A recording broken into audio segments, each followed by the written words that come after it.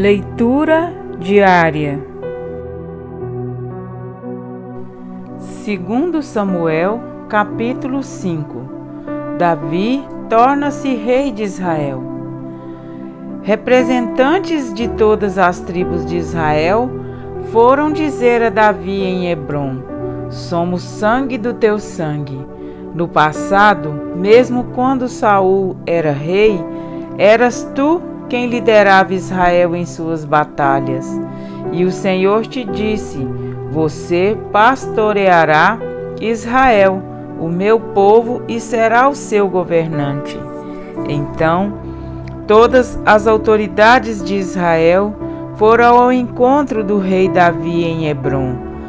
O rei fez um acordo com eles em Hebrom, perante o Senhor, e eles ungiram Davi rei de Israel. Davi tinha 30 anos de idade quando começou a reinar, e reinou durante 40 anos. Em Hebrom reinou sobre Judá 7 anos e meio, e em Jerusalém reinou sobre todo Israel e Judá 33 anos. A conquista de Jerusalém.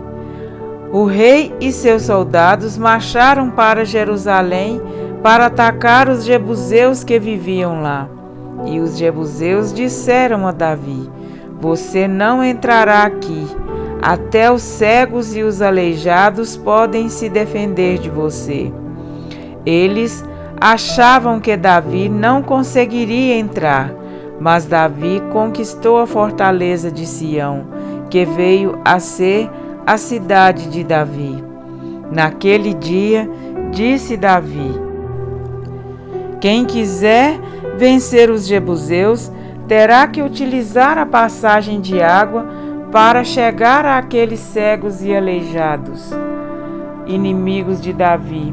É por isso que dizem: os cegos e aleijados não entrarão no palácio. Davi passou a morar na fortaleza e chamou a cidade de Davi. Construiu defesas na parte interna da cidade desde o Milo, e foi se tornando cada vez mais poderoso, pois o Senhor, o Deus dos exércitos, estava com ele. Pouco depois, Hirão, rei de Tiro, enviou a Davi uma delegação que trouxe toras de cedro e também carpinteiros e pedreiros que construíram um palácio para Davi. Então, teve certeza de que o Senhor o confirmara como rei de Israel e que seu reino estava prosperando por amor de Israel, o seu povo. Depois de mudar-se de Hebrom para Jerusalém, Davi tomou mais concubinas e esposas e gerou mais filhos e filhas. Esses são os nomes dos que lhe nasceram ali: Samua, Sobabe, Natã, Salomão, Ibar, Elisua, Nefeg, Jefia, Elisama, Eliada e Elifelete. Davi derrota os filisteus. Ao saberem que Davi tinha sido ungido rei de Israel, os filisteus foram com todo o exército prendê-lo. Mas Davi soube disso e foi para a fortaleza. Tendo os filisteus se espalhado pelo vale de Refaim, Davi perguntou ao Senhor: devo atacar os filisteus? Tu os entregarás nas minhas mãos? O Senhor lhe respondeu: vá, eu os entregarei nas suas mãos. Então Davi foi a Baal-Perazim e lá os derrotou, e disse: assim como as águas de uma enchente causam destruição pelas minhas mãos, o Senhor destruiu os meus inimigos diante de mim. Então aquele lugar passou a ser chamado Baal-Perazim. Como os filisteus haviam abandonado seus ídolos ali, Davi e seus soldados os apanharam. Mas uma vez os filisteus marcharam e se espalharam pelo vale de Refaim. Então Davi consultou o Senhor de novo, que lhe respondeu: não ataque pela frente, mas dê a volta por trás deles e ataque-os em frente das amoreiras. Assim que você ouvir um som de passos por cima das amoreiras, saia rapidamente, pois será esse o sinal de que o Senhor saiu à sua frente para ferir o exército filisteu. Davi fez como o Senhor lhe tinha ordenado e derrotou os filisteus por todo o caminho, desde Gibeon até Gezer. Amém? Para refletir. Tão logo morreu Isbosete, Davi foi proclamado e ungido rei sobre Israel. Era de 30 anos, ainda jovem, quando começou a reinar. Ao conquistar a cidade de Sião, a chamou de cidade de Davi e foi crescendo em poder cada vez mais, porque o Senhor, Deus dos exércitos, era com ele. A Bíblia enfatiza que o Deus dos exércitos era com Davi, o que percebemos nitidamente e sem dúvida através do estudo de cada capítulo de sua vida. Só no capítulo de hoje, as Escrituras registram 3 batalhas e nas 3 Deus concede a vitória a Davi. Rompeu o Senhor os filisteus inimigos diante de mim. Na última investida contra os filisteus, Deus lhe instrui acerca do que fazer. E há de ser que, ouvindo tu um estrondo de marcha pelas copas das amoreiras, então te apressarás. É o Senhor que saiu diante de ti a ferir o arraial dos filisteus. Então, o último verso explica o sucesso do reinado de Davi. Fez Davi como o Senhor lhe ordenara. Apesar de jovem, Davi demonstrou uma fé e coragem que os anciãos mais experientes não possuíam. Nos pastos a defender suas ovelhas de leões e urso, no vale de Elá diante do gigante Golias. Nos desertos, mostrando a Saul que o perigo que o ameaçava era o seu próprio coração. Nas frentes de batalha, levantando a única bandeira que salva. O Senhor é minha bandeira. Êxodo 17:15.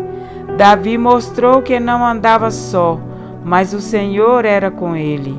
Foi um rei tão marcante que não havia e nem nunca houve outro que fosse tão aclamado entre os judeus.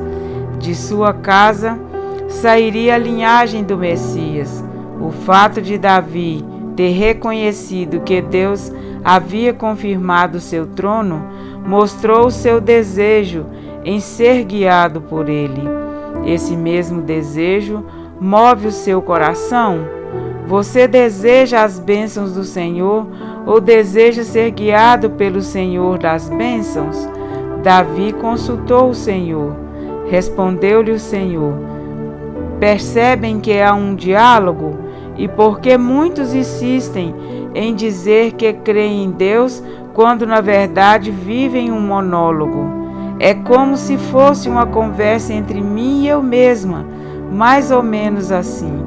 Eu profetizo que na minha vida vai mudar para melhor.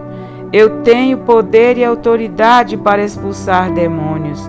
Eu determino que seja curado. Que diferença para a resposta de Davi diante da vitória. Rompeu o Senhor as fileiras inimigas diante de mim. E fez Davi como o Senhor lhe ordenara. A partir do momento em que reconhecemos a nossa real condição, infeliz sim, miserável, pobre, cego e nu. Apocalipse 3,17. Deus toma essa escória e transforma no mais refinado ouro. A provarei como se prova o ouro. Ela invocará o meu nome e eu o ouvirei. Direi, é meu povo, e ela dirá, o Senhor é meu Deus. Zacarias 13:9. Jesus disse, quem é o povo cujo Deus é o Senhor? Nem todo aquele que me diz Senhor, Senhor, entrará no reino dos céus, mas aquele que faz a vontade de meu Pai, que está nos céus. Mateus 7:21. Entendem que Cristo não estava dizendo algo novo, que não estava dando uma revelação, mas confirmando que desde o Éden é requerido por Deus da humanidade? Obediência. O pecado entrou no mundo pela desobediência. O Senhor disse: não comam, e Adão e Eva comeram. Deus disse por meio de Noé: entrem na arca, e somente Noé e sua família obedeceram e foram salvos. Deus disse: certamente Israel, meu povo, entrará em Canaã. E a resposta de Israel foi incredulidade e desobediência. O Senhor ordenou que Saul seguisse à risca as suas ordens, e Saul só fez o que achou ser conveniente. Daí veio a famosa frase dita por Samuel: eis que o obedecer é melhor do que sacrificar. 1 Samuel 15:22. Uma vida longe da vontade de Deus não passa de pó. Uma vida no centro da vontade de Deus será eternizada. A própria Maria, mãe de Jesus, reconheceu este princípio. Fazei tudo o que ele vos disser. João 2:5. Havia um relacionamento entre Davi e o Senhor. É quando é rompido esse relacionamento que passamos a viver na ilusão de que podemos fazer alguma coisa. Com relação a isso, Jesus foi bem claro quando disse: sem mim nada podeis fazer. João 15:5. Portanto, o que você considera tudo sem o aval de Deus não passa de nada. A obediência não é requisito de salvação, é resultado do amor. Se me amais, guardareis os meus mandamentos. João 14:15.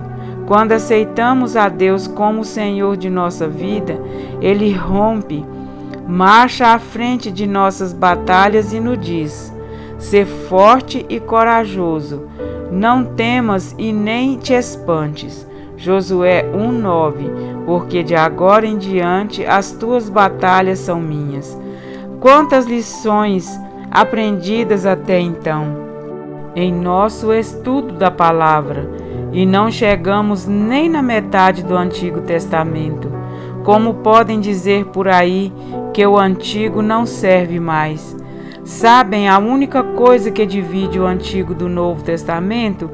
Uma fina folha que marca o início do Novo. Toda a Escritura é inspirada por Deus, segundo Timóteo 3,16. E quando Paulo escreveu isto, só existia o Antigo. Continuemos sendo renovados, reavivados pela palavra, e com certeza, como Davi, continuaremos crescendo em poder cada vez mais, porque o Senhor Deus dos exércitos é conosco. Amém?